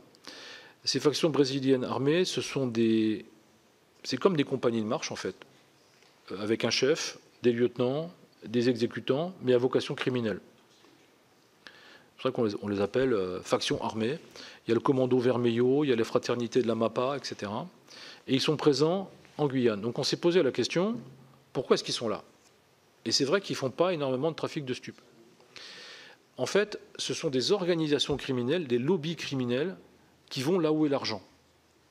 1 gramme d'or, au moment où je parle, aujourd'hui, c'est, je crois, 105 € le gramme d'or partout sur la planète. C'est un cours mondial. Le cours mondial de la cocaïne est fluctuant. C'est-à-dire qu'entre les zones de production et les zones de consommation, ça n'a rien à voir. Donc sur Paris, ça doit être autour de 30-35 €. Ça doit être 40-45 € en province. Mais en Guyane, c'est beaucoup moins cher que ça. Donc, on va où est l'argent. Et on a détecté un trafic organisé en Guyane. La plus grosse filière jamais démantelée autour de l'approvisionnement logistique, vous l'avez peut-être vu quand vous avez été, l'organisation est tenue entièrement par les factions armées brésiliennes. Donc ça veut dire qu'ils investissent la Guyane pour l'or. Pour l'or. Voilà, donc c'est la réalité, et donc on doit combattre ça. D'où la mission Harpie, hein, qui a été renouvelée, déjà on est sur Harpie 3, avec la constitution de cet état-major commun, et nous avons de bons résultats. Nous avons de bons résultats, il faut insister, parce qu'évidemment il y a des atteintes majeures à l'environnement, le mercure fait des dégâts terribles, hein, mais c'est aussi l'infiltration des groupes armés et de la criminalité organisée en Guyane. Merci, mon général. 4 dernières questions. Pardon, je vous ai oublié sur les brigades nouvelles, heureusement. Non, mais elle se manifeste. Nicole Duranton, elle a raison. Je répète, hein, 2024, 80 brigades nouvelles ont été réalisées. On devait en avoir donc 57 en 2025 qui n'ont pas été réalisées et qui sont reportées sur le PLF 2026. Donc il nous reste, ça a été rappelé, une centaine de brigades qui normalement devraient être faites en 2027. D'où l'inquiétude, quand même, parce que ça représente 1145 ETP. Donc le sujet, et je n'ai pas la réponse, Madame la sénatrice, je n'ai pas la réponse, c'est de savoir est-ce qu'il y aura un glissement au-delà de 2027 ? Et dans quelle proportion se feront les brigades en 2027 ? Aujourd'hui, je ne peux pas vous le dire. Voilà, donc ce seront des négociations à lancer, mais voilà, j'espère que le plan ira au bout. J'espère. Merci. Alain Casabonne, pour la dernière série. Merci, Monsieur le Président. Merci, mon général. Oui, deux questions qui portent l'une sur le narcotrafic. Vous savez que Madame Michu, on a tous une Madame Michu chez nous, hein, Monsieur Michu. Je dis, mais je ne comprends pas, s'il n'y avait pas de consommateurs, il n'y aurait pas de drogue. Ça paraît évident, c'est une bonne logique. Qu'est-ce qui est fait sur le contrôle? Je dis ça à titre personnel parce qu'en 40 ans de conduite, je suis tombé une fois sur un contrôle de stupéfiants. Négatif. Mais en 40 ans. Voilà. Donc, est-ce qu'il y a vraiment des contrôles? Alors, quand j'étais maire de Talence, j'avais équipé mes véhicules municipaux, parce que les conducteurs picolaient, d'appareils qui empêchaient la voiture. Puis ils avaient trouvé le truc, c'est le voisin qui ne buvait pas qui a fait souffler. Bon. Est-ce qu'il existe des systèmes comme ça qui permettraient d'empêcher de conduire dans cet état-là? Et la deuxième question, c'est sur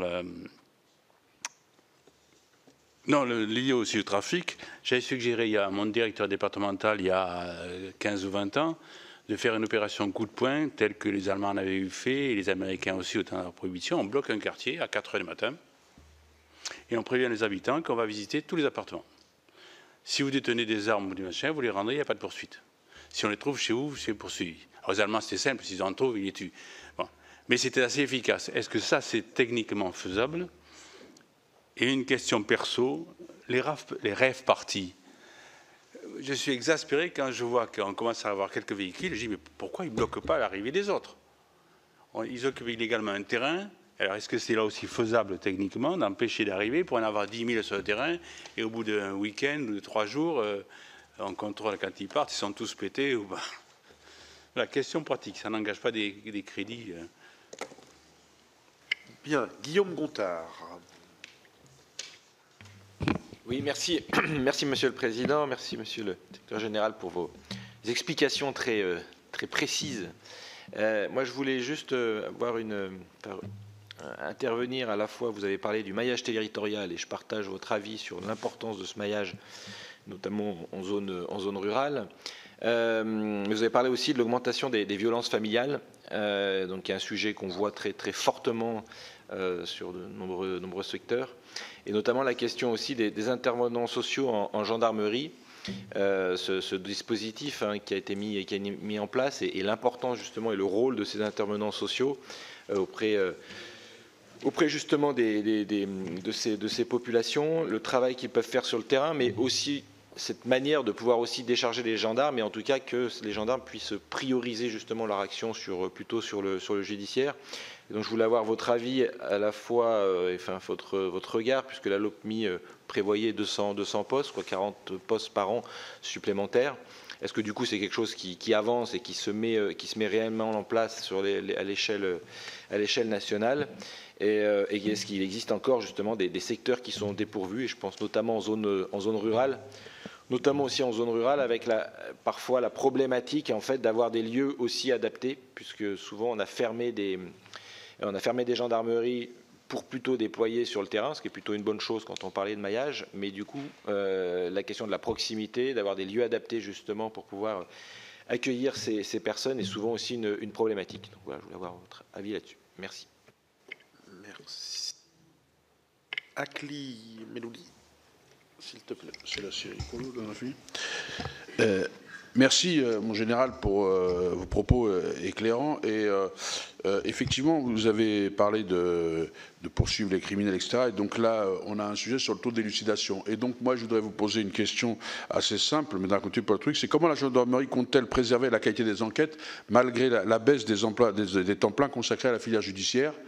Et l'autre question, j'ai vu que vous avez entamé une réforme des OPJ, et donc comment la DGGN évalue-t-elle la réforme de la formation des OPJ, opportunité ou fragilisation du métier d'enquêteur? Parce que vous savez, je ne sais pas vous y apprendre sur mon général, c'est que si on n'élucide pas, si la patrouille ne passe pas, les gens vont continuer et ils vont aller effectivement, comme on l'a vu, le glissement, on l'a vu sur, et d'ailleurs je vous proposais de travailler sur une filière là-dessus, on l'a vu, ceux qui sont sur le narcotrafic savent que se faire attraper ça coûte cher, maintenant ils se lancent dans la prostitution des mineurs. Et donc là-dessus, parfois on est un peu dépourvu, et donc je voulais savoir ce que vous mettiez en œuvre pour justement améliorer cette élucidation. Merci Akli. Gisèle Jourda, et il y aura une 5e question en général.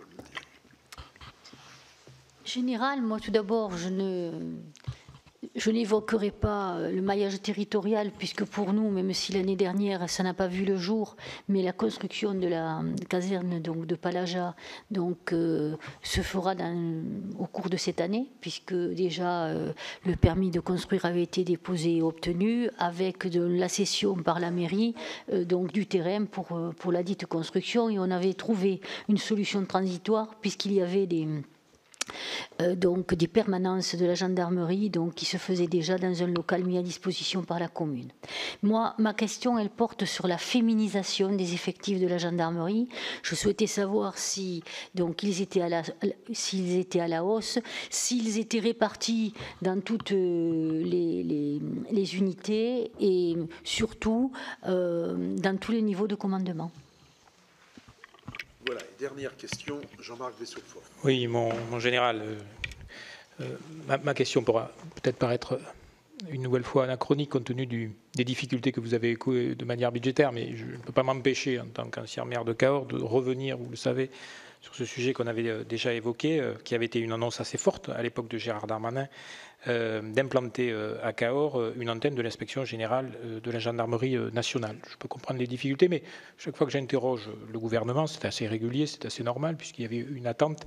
Il n'y a toujours pas de réponse définitive, des hésitations, on étudie, on verra bien, et j'ai l'impression que dans cette affaire, on la joue un petit peu à l'usure, mais qu'on n'a pas véritablement envie d'avancer. Si vous aviez des éléments, je serais preneur. Et puis, petite réaction par rapport à ce que vous avez dit, ça me paraît quand même un peu compliqué, sans vous manquer de respect, de dire que finalement ce serait aux élus de décider s'ils veulent une brigade ou pas en engageant des finances derrière pour les avoir. D'abord, enfin, je rappelle quand même que c'est qu'une compétence régalienne, ce n'est pas une compétence des collectivités. Les communes ont beaucoup à faire sur l'accompagnement de la cité avec les services publics dont ils ont la compétence directe. Je pense par exemple aux écoles. Elles n'ont pas toutes les mêmes moyens, elles ne sont pas toutes en capacité de venir financer une partie de ces brigades. Et puis, à ce rythme-là, on ne s'arrêtera jamais. Parce que si on nous dit à chaque fois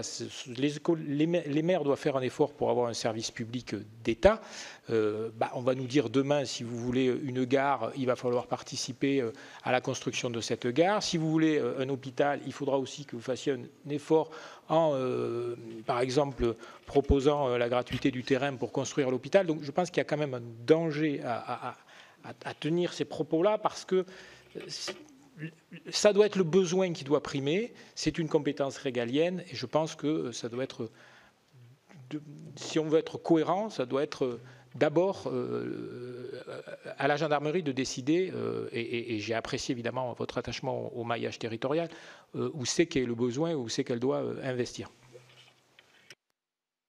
Voilà, mon général, les 5 dernières questions. Sur le dernier point, j'ajouterais que moi je suis sénateur du Calvados et j'ai exactement ce cas-là où il y a une mise en concurrence de 2 communes pour la construction de la brigade nouvelle. Ça met une pagaille sans nom au niveau local à quelques mois des élections municipales. Sur une compétence régalienne, ça pose question. Je vous laisse la parole. C'est bien vu, Monsieur le Président, mais je vous dis, compétence régalienne, son budget, c'est compliqué. Je ne peux pas, moi...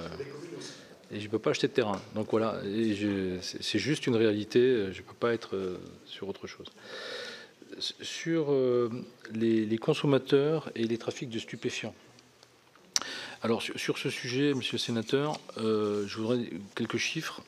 L'année dernière, c'est 1209 opérations sur 650 points de deal identifiés en gendarmerie qui ont été menées.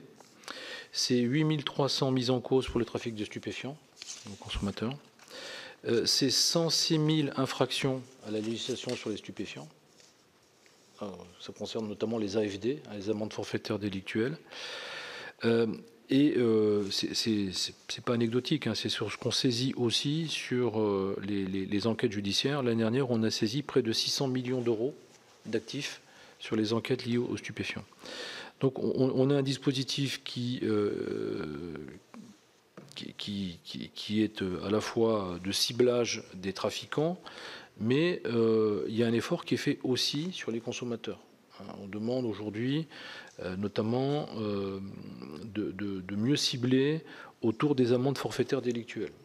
Bon, voilà. Donc il y a des efforts qui sont faits en la matière et qu'on poursuivra bien évidemment. Et d'ailleurs c'est le même sujet sur le dépistage d'alcoolémie. On ne peut pas être en permanence en contrôle alcoolémie. Donc nos gendarmes sur le terrain font des actions ciblées. Je pense notamment autour des discothèques, autour des points de consommation habituels. Et les dépistages alcoolémie sont toujours aussi nombreux. On est à plus de 9 millions l'année dernière de dépistages alcoolémie. Donc voilà, je tiens à vous rassurer sur ce sujet. Si vous n'avez pas été contrôlé souvent, voilà. Donc on poursuit bien. C'est un axe d'effort identifié sur lequel on ne baissera pas notre vigilance.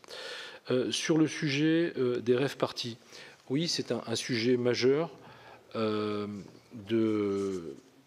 perturbation au niveau local. Je pense bien évidemment aux maires.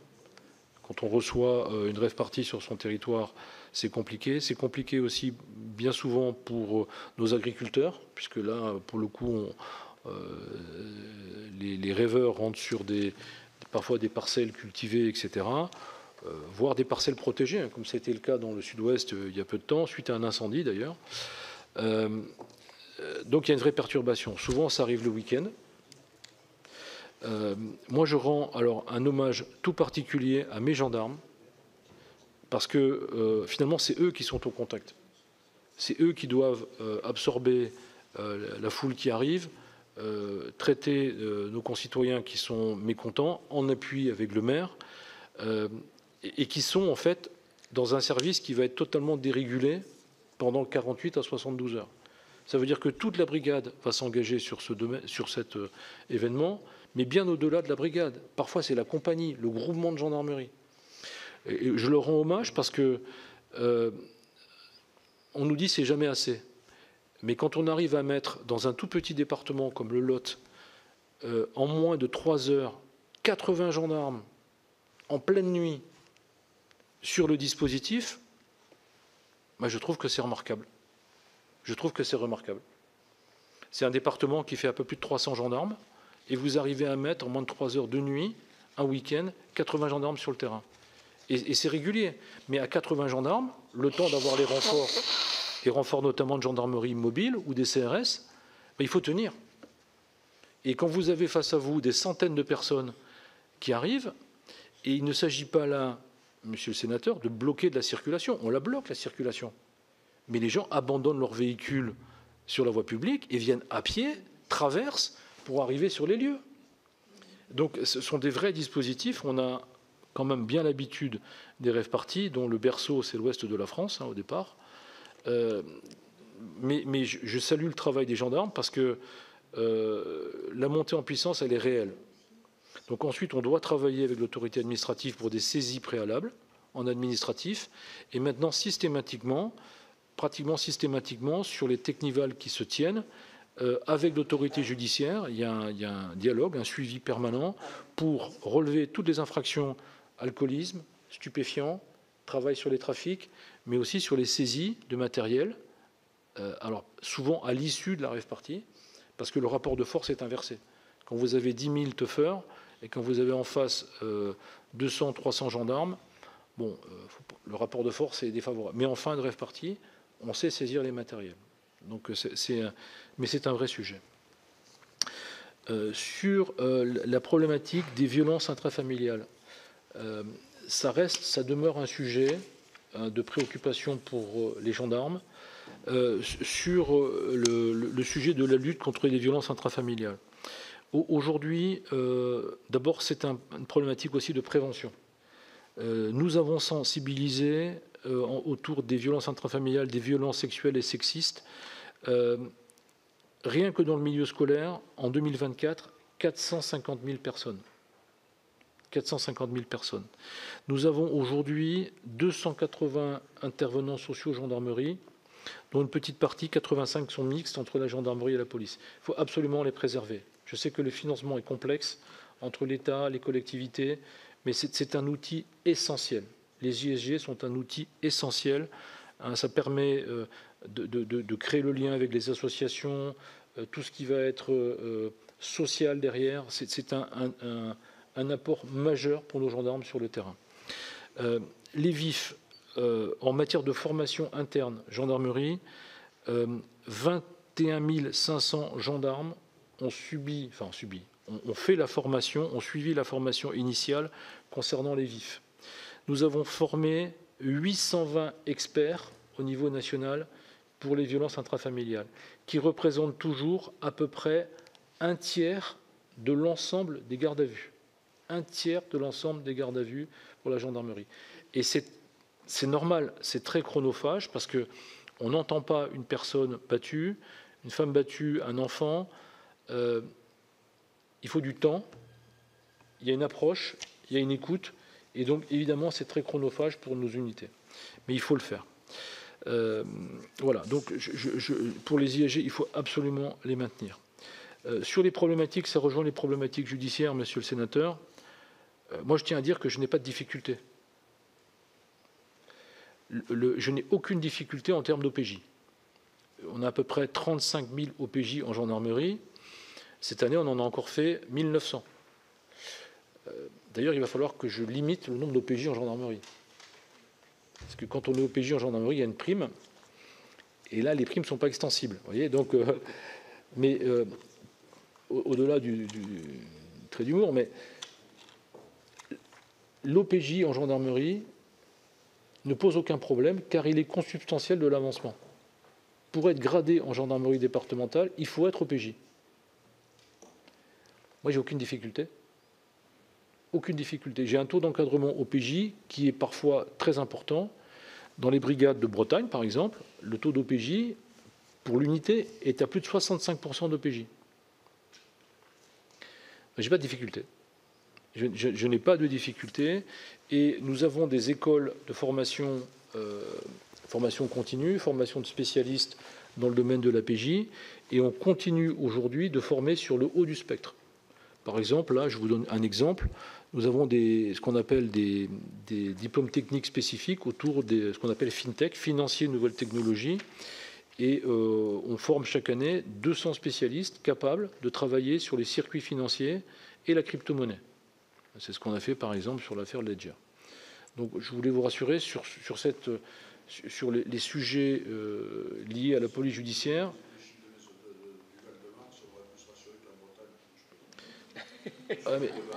Mais le Val-de-Marne, en fait, on a peu d'implantation gendarmerie. On a peu d'implantation gendarmerie. Moi, je vous parle des OPJ sur la gendarmerie nationale, dans nos brigades de recherche, dans nos sections de recherche, dans notre UNPJ. Je n'ai pas de difficulté aujourd'hui liées, par exemple, au traitement des procédures. Là aussi, on a cherché des gains pour essayer d'être plus performants, notamment sur le retard de procédure.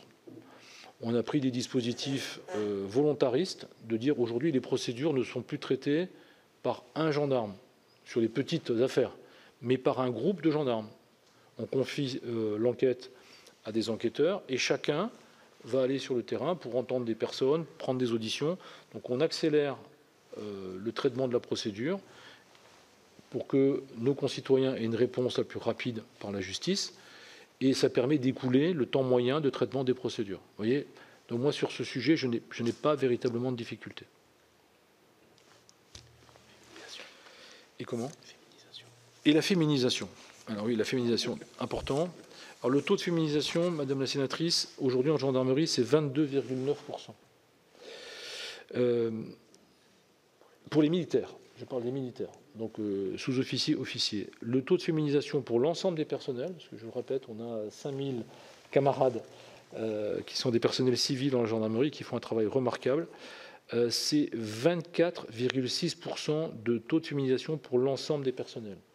Pour les officiers supérieurs, gendarmerie, c'est 12% de féminisation.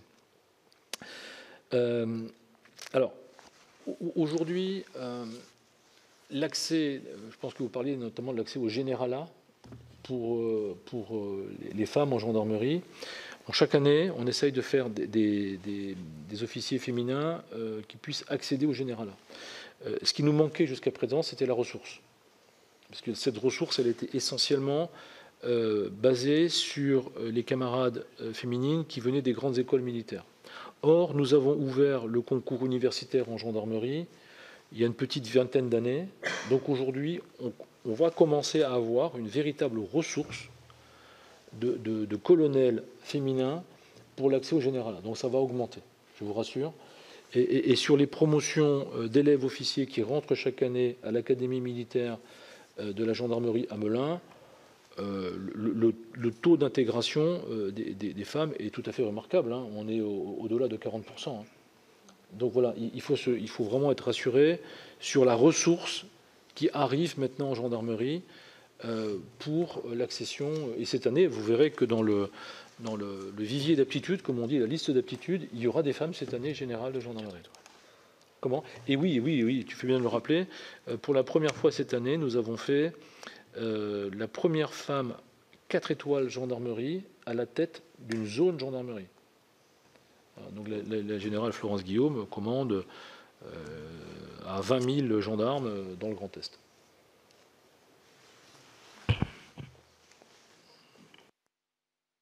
Bien, écoutez, merci beaucoup, mon général, pour cette très très longue audition. On était vraiment, je crois, dans le concret. Et vous avez bien vu que les questions qui vous ont été posées reflètent l'attachement, j'ai envie de dire, la passion des uns et des autres pour la gendarmerie et pour nos gendarmes locaux. Donc vraiment, merci pour la qualité, la franchise de ces échanges. Mes chers collègues, je vous demande 2 minutes, s'il vous plaît. J'ai deux informations paroissiales à vous donner. La première, à la demande du président Perrin, c'est lié à la compétence de notre commission sur les accords internationaux de nature non fiscale. C'est l'article 53 de la Constitution et qui constitue une part importante de nos travaux. C'est l'ordre de 12 à 15 textes par an. Et le président nous écrit « Il apparaît cependant que malgré l'implication de nos rapporteurs sur ces sujets très variés, qui à leur échelle participent de vrais enjeux diplomatiques et mettent en jeu le rayonnement de notre pays, notre travail de suivi gagnerait à en être approfondi. » Ça a été un des sujets de la réunion du bureau de la commission de ce matin. Ces conventions, au-delà